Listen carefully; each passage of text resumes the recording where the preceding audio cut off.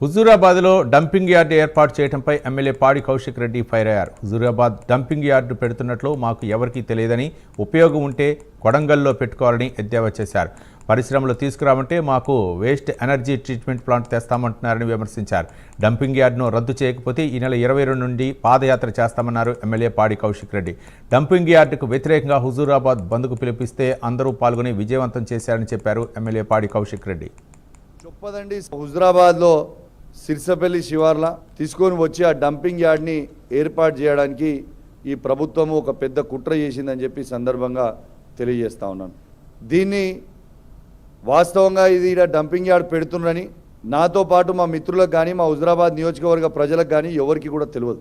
Municipal ఎన్నికలు జరుగుతున్న సందర్భంలో చొప్పదండి సభలో గౌరవ ముఖ్యమంత్రి గారు రేవంత్ రెడ్డి గారు చెప్పేవరకు కూడా మా ఎవ్వరికి కూడా ఏది తెలియదని కూడా ఈ సందర్భంగా మీ అందరికి కూడా తెలియజేస్తా ఉన్నాను. ఆనాడు తెలిసిన తర్వాత ఇది ఏం జరుగుతుంది అని చూసి మొన్న బడ్జెట్ సెషన్ జరుగుతున్న సందర్భంలో అసెంబ్లీ సాక్షిగా మా హుజూరాబాద్ నియోజకవర్గంలో ఉన్న 2,50,000 ప్రజల పక్షాన మా గలం వినిపించి, ఇది నా ఒక్కని గలం కాదు, మా 2,50,000 మంది ప్రజల గలం, దయచేసి మీకు దండం పెట్టి చెప్తున్నాము, మా హుజూరాబాద్ నియోజకవర్గంలో డంపింగ్ యార్డు పెట్టకు అని అసెంబ్లీ సాక్షిగా గౌరవ మంత్రులు ముఖ్యమంత్రికి మేము ఆ దృష్టికి తీసుకురావడం జరిగింది. ఇవాళకి దాదాపు ఆడ జేఏసీ ఆధ్వర్యంలో 25 రోజుల నుంచి ఇలా టెంట్ వేయడం జరిగింది. హుజూరాబాద్లో సిర్సపల్లి శివార్ల తీసుకొని వచ్చి ఆ డంపింగ్ యార్డ్ని ఏర్పాటు చేయడానికి ఈ ప్రభుత్వము ఒక పెద్ద కుట్ర చేసిందని చెప్పి సందర్భంగా తెలియజేస్తా ఉన్నాను.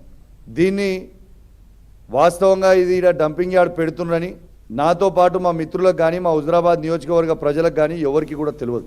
మున్సిపల్ ఎన్నికలు జరుగుతున్న సందర్భంలో చొప్పదండి సభలో గౌరవ ముఖ్యమంత్రి గారు రేవంత్ రెడ్డి గారు చెప్పేవరకు కూడా మా ఎవ్వరికి కూడా ఏది తెలియదని కూడా ఈ సందర్భంగా మీ అందరికి కూడా తెలియజేస్తా ఉన్నాను.